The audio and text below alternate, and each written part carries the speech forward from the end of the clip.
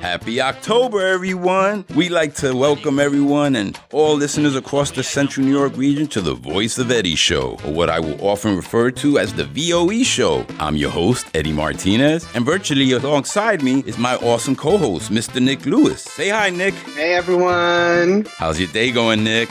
Good. It's October, spooky season. That's right. We're super excited. We're super excited to start this journey in October with you on Pulso Central. The Voice of Eddie Show will come to you once a month for now and can be heard online at pulsocentral.com and live on the HD2 channels of 91.3 Syracuse, 89.5 Utica, and 90.9 Watertown. You'll also be able to listen soon on apps or on your favorite podcast service. Pues, vámonos. Let's go. So are you excited, Nick? I'm so excited. I'm so happy to be here. This is going to be so much fun and a really great journey for us. I know. What a great way to start the fall, start the month of October. And in Central New York, it's long overdue. Setting up this radio station and streaming service, and it seems like a full circle moment for me, actually. Right, yeah, it is. You started on radio, right, Eddie? How did that come about? ¿Cómo fue eso? Tell me. Yeah, I mean, pues ya tú sabes, back in 2008, when I moved into the Central New York region from New York City, I was trying to find my family here, And I got into the community to meet the Latinos, the Hispanics that were all in the Central New York region.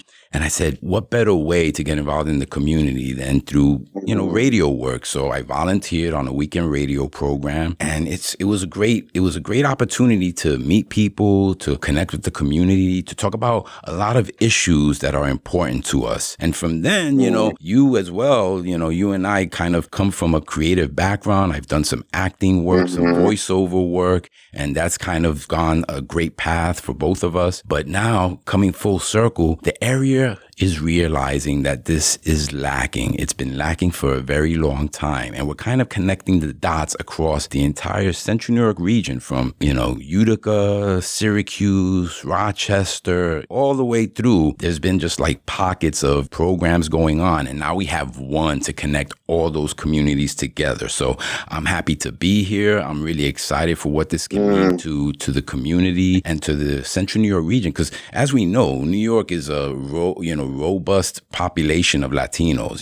We're a melting pot of Latinos from all over the world. It's great that this is finally happening. So what about you, Nick? Tell us a little bit about you. Tell our listeners how you got to this point and what brings you to Pulso Central. Yeah, for sure. I feel really honored to be here, by the way. I just have to put that out there. Really doing something for our community. I'm very big on community. I love building relationships and, connecting with people and talking and teaching them something about like who we are, our background and such.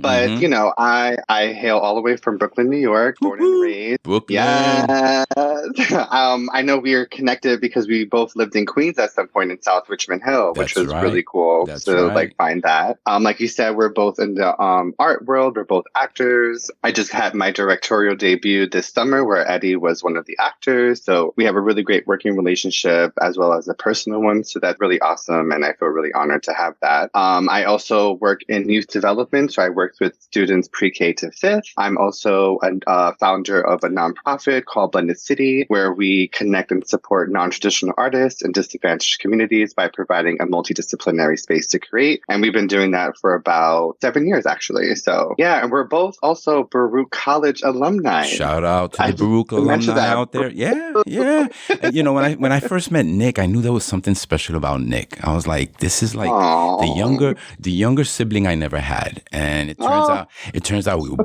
both from Brooklyn. We both lived in South Richmond Hill, Queens, which, if you live in Queens, you really got a creative background because there's so many people that are just doing it from Queens, just putting it out there, people.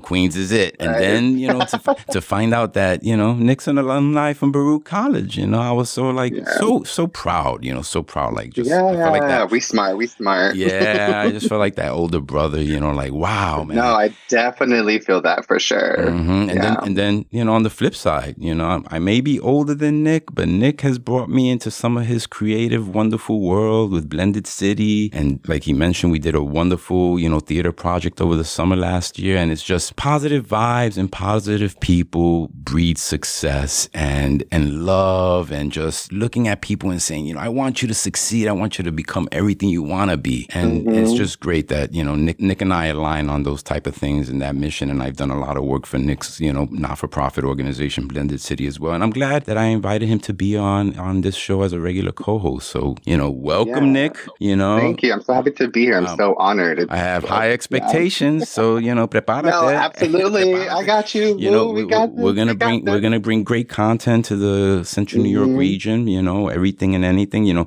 we'll be becoming more of a familia here. So, you know, get comfortable, you know, put on your cozy clothes and chancletas. During our time on VOE, we will dive into all kinds of topics and themes from career. Food, health, family, of course. Who doesn't want to talk about family, right? The good, the bad, the, you know, culture, la cultura. You know, there's so much variety in our Latino, Hispanic cultures and traditions, right? You know, we love talking about our traditions, celebrating our traditions, and, you know, other what I call awareness topics, right? So those topics will educate all of Central New York's diverse communities, not just Latino, Hispanic, right? We're here to educate everyone. We're going to bring everybody into our world. We're going to share all our love, all our culture, all our food. You know, so lots of good stuff is coming your way. So you ready, Nick?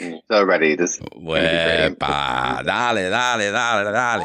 So let's get started on culture and tradition in this first episode of the VOE show and this month's celebration of Hispanic Heritage Month, because we all know National Hispanic Heritage Month, which kicked off on September 15th, is annually celebrated from September 15th to October 15th in the United States, right? For recognizing the contributions, so many, Nick, right? So many contributions. So much. And influence of Hispanic Americans to the history, culture, and achievements of the United States. Thanks to U.S. Reps Edward Roybal of California and Henry B. Gonzalez of Texas, they led the introduction of legislation in 1968 to create Hispanic Heritage Week. A week? Really? Come on, Nick. Can you imagine it being only a week? I mean, that's not enough time to celebrate. No We're Latinos. There's a lot. Yeah, it takes us a week just to sazonar our food and to, you know. And you know, us Latinos can be a little late. So, just you know, just preparing for a party, it takes us more than a week. I mean, for sure. Definitely not. So where were we? Oh, yes. Yeah. So Hispanic Heritage Week was originally enacted by President Lyndon Johnson, right, in the 60s, and then later expanded by President Ronald Reagan in 1988 to cover the 30-day period from September 15th, ending on October 15th.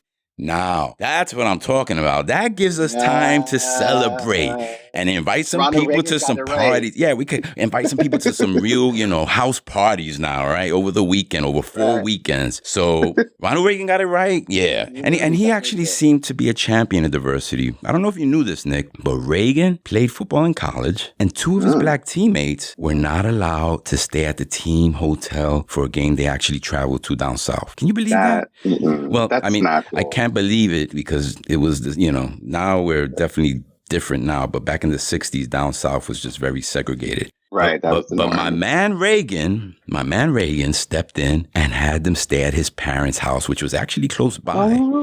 And you can't see this, but I'm giving hearts to Reagan. Yeah, like Reagan's parents opened up their house to, you know, these 2 black players. And it's like, man, that's where you see like sports breaks down barriers, right? We've seen it in a lot of movies and in a lot of current generation topics and movies discussed, like Remember the Titans with Denzel Washington? You've seen that movie 1,000 times. Yes, I've seen it. Love it. Such a great movie. Teams come together. They're bickering and fighting just because, you know, kids are black and white. And next thing you know, they go undefeated because they united. And even the Serena sisters, right? They were just like cultural phenoms from, you know, Compton, L.A. And here their father puts them tennis for their entire youth career. And they just forget about it. They're the greatest of all time tennis players, right? So they go off. So sports breaks down barriers. Ronald Reagan showed that. These movies showed that. The Serena sisters, Tiger Woods, and of course, Food breaks down barriers too. What do you think, Nick? Everyone loves Latino cuisine. Who doesn't? There's just so many varieties to try across different cultures. We have Mexican, so of course those Taco Tuesdays, like hello, goodbye. We have Puerto Rican, Cuban, Dominican, Peruvian, and on. So we know you all love Latino cuisine. So Dios mío, it's like I'm getting hungry. I'm getting real hungry. Like I'm feeling some My mouth is watering. Some stewed codfish, some bacalao guisado, el arroz blanco y habichuelas, huepa, for all of those in listening right now, in any place you're listening, Google Latino restaurants in your area and go out and enjoy some of our savory choices. What is your favorite dish, Nick? Oh, I love relleno de papa, especially when it's like a golden crust. And then I love Puerto Rican corned beef with white rice, potatoes, and plátanos. It's the soft ones, the maduros. Oh my God! With a little bit of avocado. After this recording, I'm hitting the spot. So definitely, if you're out there this Hispanic Heritage Month, go out there and enjoy some Latino cuisine in your local area and patronize your restaurants and send us a note what you had. We take referrals and we'll put out there those areas you went to. So by the way, John Leguizamo, he did a show called Leguizamo Does America, and it renewed for season 2 at MSNBC. Did you see the first season, Nick? Yeah, first season, I saw a couple of episodes for sure. Yeah, so basically, he visited cities across the United States, New York City, Miami, Washington, D.C., Chicago. He even went to Puerto Rico and L.A., just giving us a taste of the various Latino communities and culture there. Now he has a limited series that aired on September 27th called American Historia. It's the untold story of Latinos, a 3-part series on PBS. You haven't seen it? Go back and find it. They're showing it on demand. You could catch up and watch it. Because let me tell you, it will blow you away. I mean, just the first episodes, I learned so much. Like, I didn't know, Tainos across the Caribbean fought back when Columbus arrived. They didn't just succumb to slavery, Nick. Yeah. They, the 5 kings across the Taino different tribes, they were not going to let Columbus come in and just make them slaves. Unfortunately, what Columbus did bring with him was disease that killed off over 90% of the indigenous. That's like a Holocaust if you think about it. You're killing off 90% of a population. But the show talks a lot about that. It talks about the science, the technology that was developed. That was key to future civilization by the Maya, the Aztec, the Inca. The cities that were built were some of the biggest before Roman and Greek times. And of course, what we don't get a lot of credit about is like the calendar, math, medicine, just amazing contributions. I mean, what did you think of it? I was, like you said, I was blown away. I was really speechless. It was about the first 2 episodes were like an hour long. And I was like sitting there looking at all the visuals, like the information.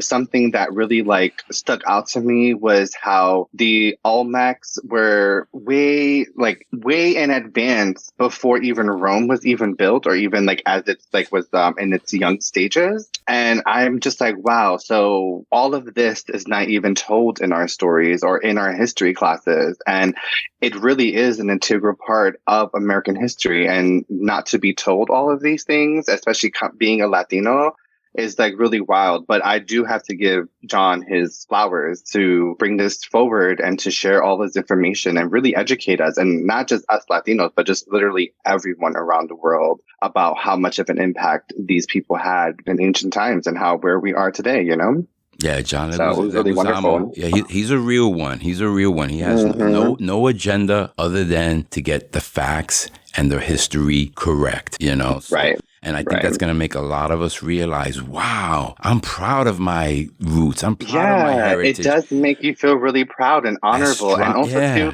we're Latinos. We're here. We've always been here. Yeah. And you can't erase us. Sorry, boo. We're naturally smart in math. We're astronomers. We're, medicine makers. So be proud. Be proud out there, Latinos. You have roots. You have roots in blood that have shown, we matter and we have major contributions to this world. So watch out for the next episode or catch it on demand. And you know what?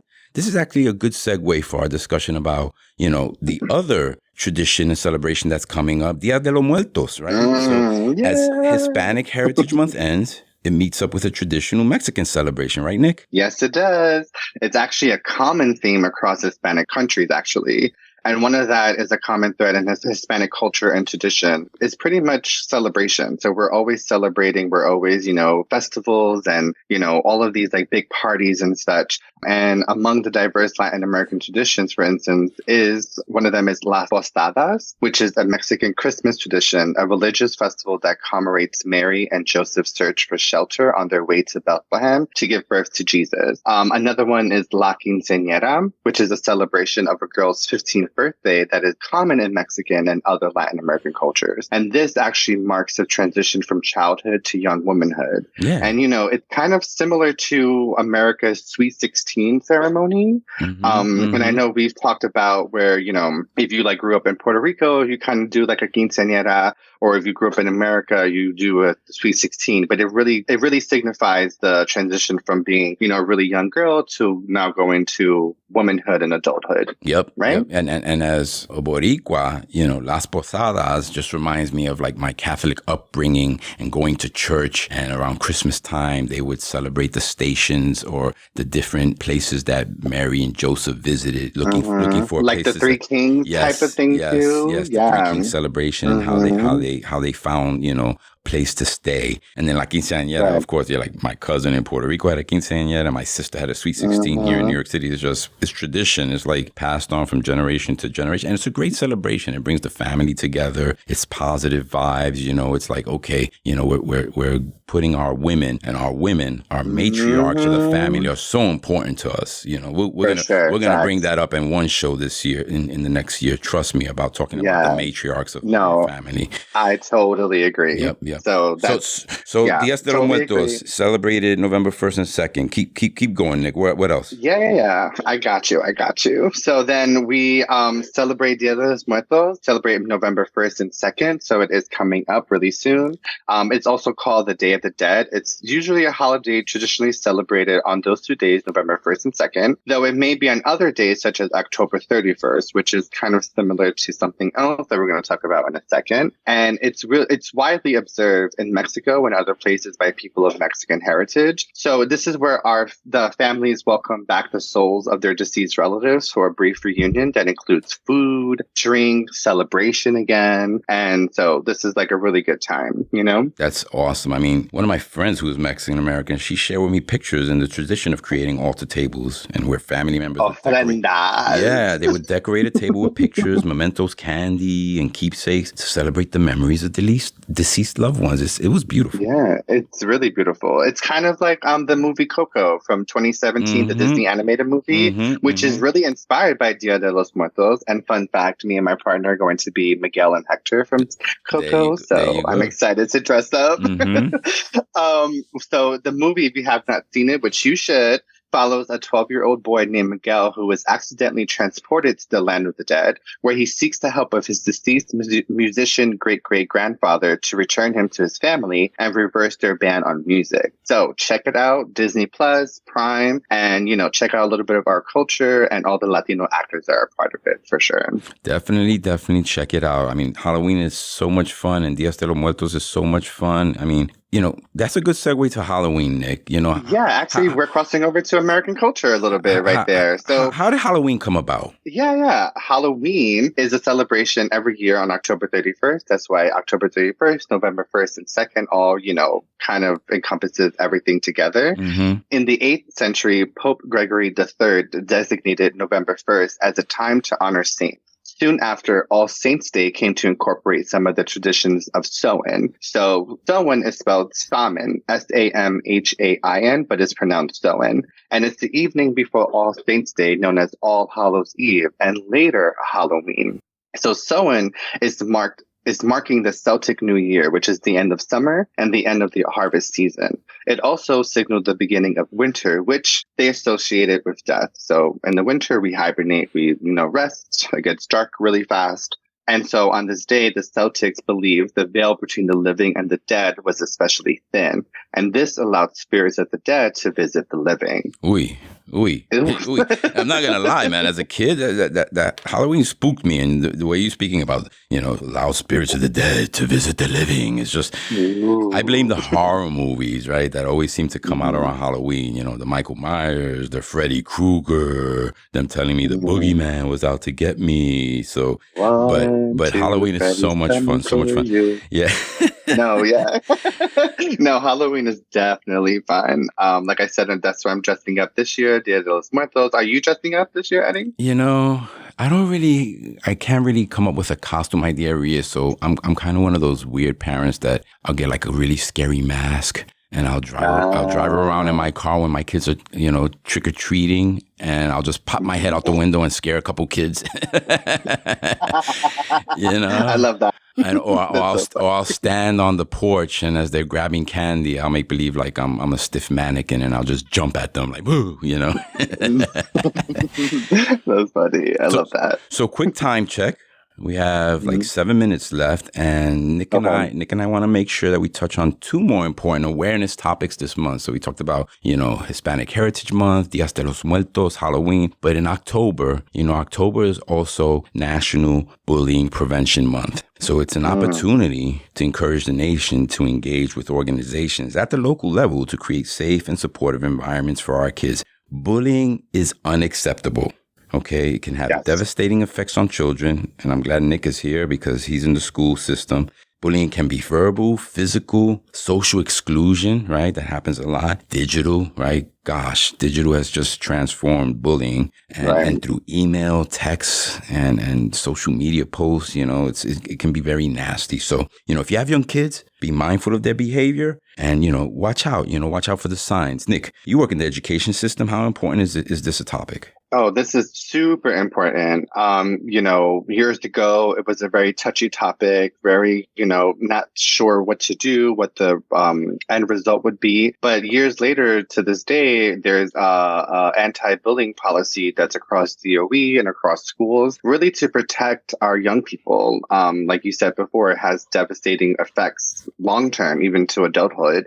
And so there's a policy, there's like no bullying whatsoever. It's not tolerated. It would be discussed and it would be recorded. It would be, it's not a good thing to be labeled a bully, basically. And so in the program that I'm a part of, we follow those guidelines as well to keep everyone pretty much safe. It's about safety. And so I definitely stand with bullying being unacceptable for sure. Yeah. My daughter was bullied in middle school, and I took it up with the school officials. Shortly after, I think Dignity for All Students Act was enacted in the school system. There's so many resources out there. So what would be one particular resources people can go check out, Nick? Yeah, for sure. StopBullying.gov has more information about National Bullying Prevention Month. And some ways to get involved in National Bullying Prevention Month include social media campaigns. So you can use hashtags to share bullying prevention activities and efforts. Sharing stories. We love sharing personal stories about how to stand up to bullying. Events, we love events. Celebration again.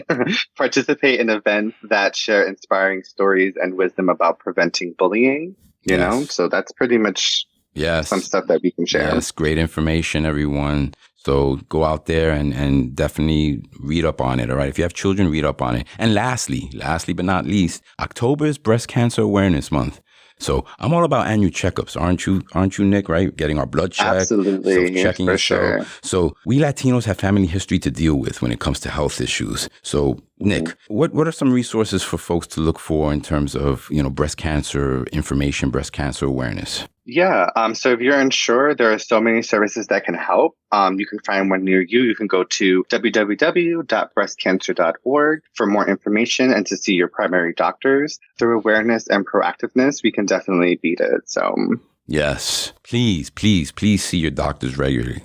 And with that, we wrap up our first VOE show on Pulso Central, Nick. Woo! Yeah. Dale. Did you have fun, Nick? I had so much fun. Did you? Come on. This, once you get the first show out of the way, it's just like, it's like a relief, right? It's such a relief. Right. And it's just going to catapult us to the next show. And we got a great, schedule ahead of us. We have a couple of themes, a couple of ideas, and, we're going to bring some guest speakers on. So we look forward to you coming back, and always positive vibes, right, Nick? Always. So we always want to leave you with a famous quote. So Nick, what's this famous quote? So this month's quote is from a famous artist / actor we all know, Cheech Marin. Cheech. We are a multicultural country, always have been, and to our credit, always will be. It is something that we should be very proud of and embrace. That's beautiful. Well said. Right. Cheech got it right. And with that, we want to say good night. Right, Nick? Yes. Thank you, everyone. Good night. Sweet dreams. Have a great October. We'll see you in November with a new with a new wonderful show. This is Eddie Martinez. That's Mr. Nick Lewis. This is Mr. Nick Lewis. Yes. This is the Voice of Eddie show. Have a good night, everyone. Bye.